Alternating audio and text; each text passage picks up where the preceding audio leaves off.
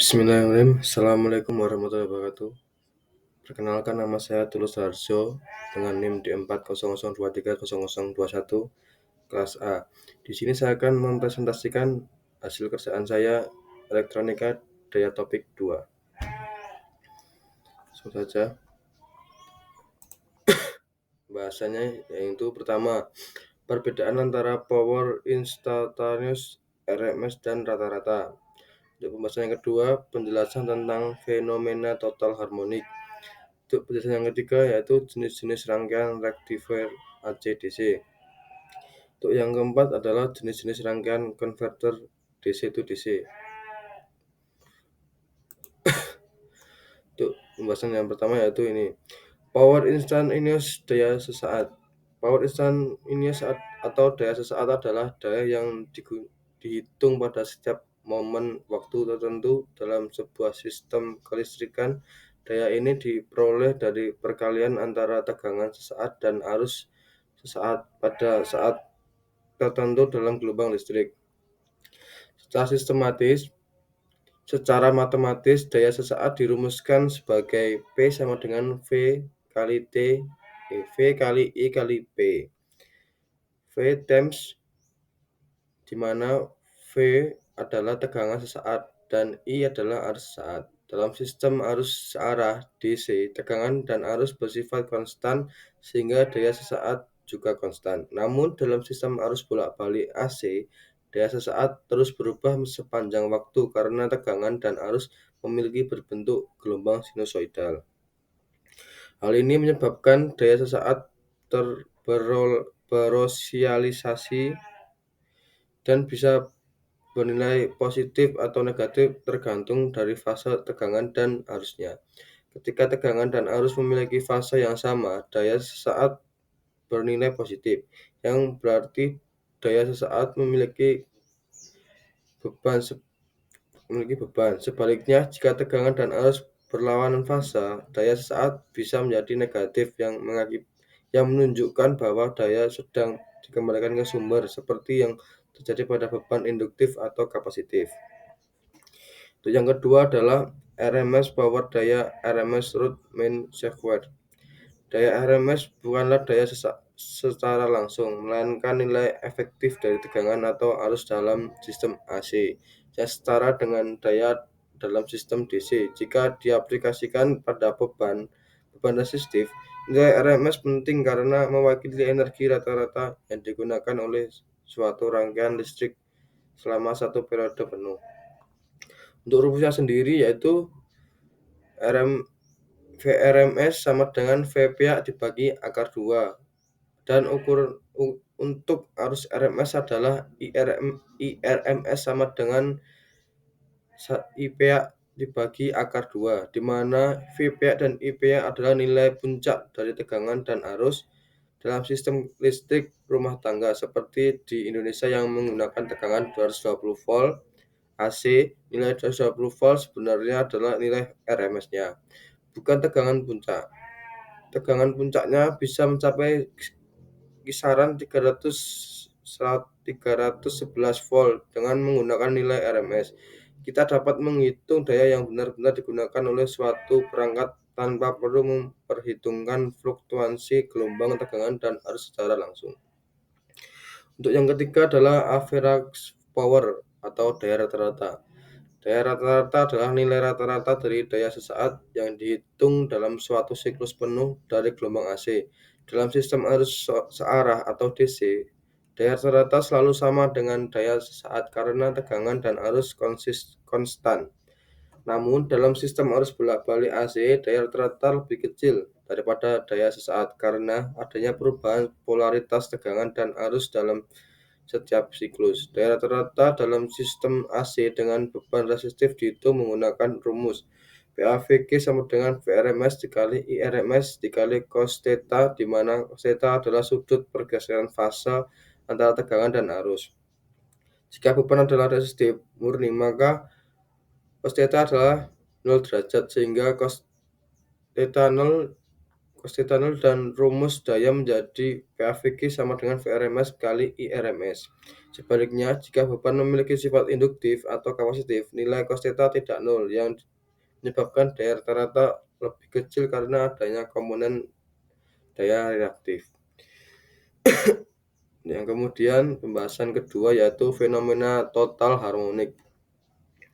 Total harmonic distortion atau THD adalah gangguan dalam sistem tenaga listrik yang disebabkan oleh adanya harmonis dalam sistem tegangan atau arus listrik. Harmonis adalah gelombang dengan frekuensi yang merupakan kelipatan dari frekuensi fundamental sistem listrik.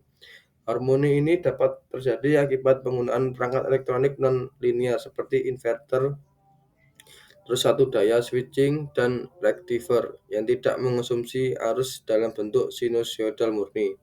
Dampak dari THD yang tinggi dalam sistem listrik meliputi overheating pada transformator dan motor menurut efisiensi daya, gangguan pada sistem komunikasi, dan peningkatan rugi-rugi daya pada jaringan listrik. Untuk mengurangi THD, ada beberapa solusi yang dapat diterapkan antara lain adalah menggunakan filter harmonik untuk menyaring gelombang harmonik, kemudian menggunakan peralatan dengan teknologi power factor correction atau PVC untuk mengurangi konsumsi daya reaktif. Yang ketiga, serta memastikan kapasitif sistem listrik cukup untuk menangani beban nonlinier. Kemudian bahasan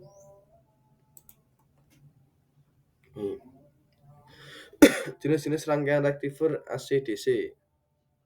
Rangkaian rectifier digunakan untuk mengubah sinyal AC menjadi sinyal DC yang lebih stabil. Dalam proses ini, komponen utama yang digunakan adalah dioda yang berfungsi sebagai saklar satu arah sehingga hanya memungkinkan arus mengalir ke suatu arah saja. Rectifier biasanya ditemukan pada adaptor daya, power supply, dan perangkat listrik lainnya.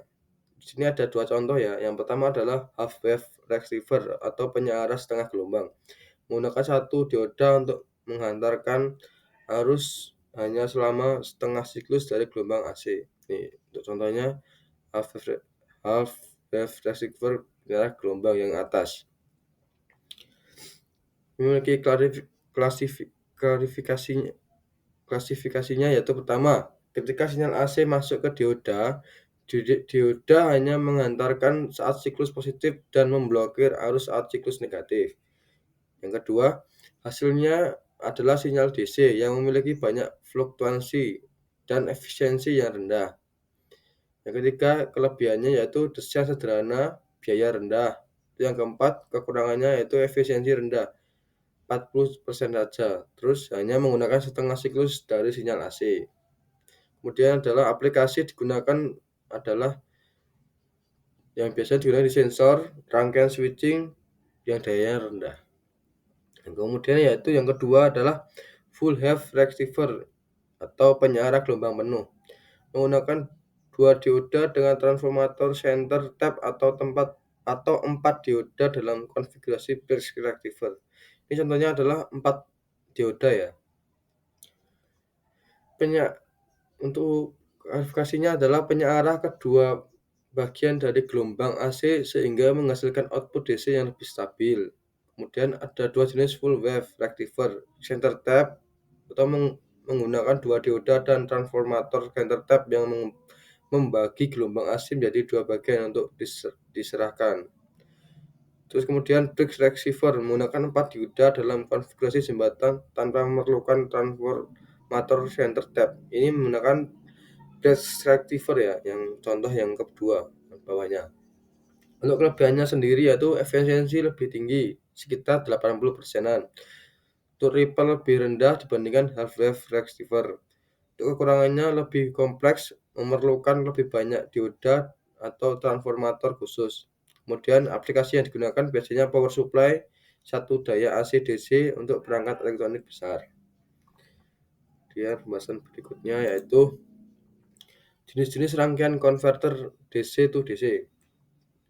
DC to DC converter adalah rangkaian elektronik yang digunakan untuk mengubah tegangan DC dari satu level ke level lain sesuai kebutuhan perangkat.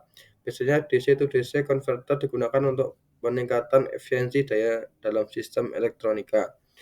Untuk contohnya sendiri yaitu yang pertama bus converter. Bus converter itu mengubah tegangan DC yang lebih tinggi menjadi tegangan yang lebih rendah. Terus menggunakan transistor switching, MOSFET, induktor, dioda, dan kapasitor untuk mengatur tegangan keluarannya. Untuk prinsip kerjanya, yaitu ketika switching aktif, energi tersimpan dalam induktor. Saat switching mati, energi yang tersimpan dilepaskan untuk menghasilkan tegangan keluaran. Untuk kelebihannya sendiri yaitu efisiensi tinggi sekitar 90% lebih hemat energi dibandingkan regulator linear. Untuk kekurangannya, desain lebih kompleks dibandingkan regulator linear.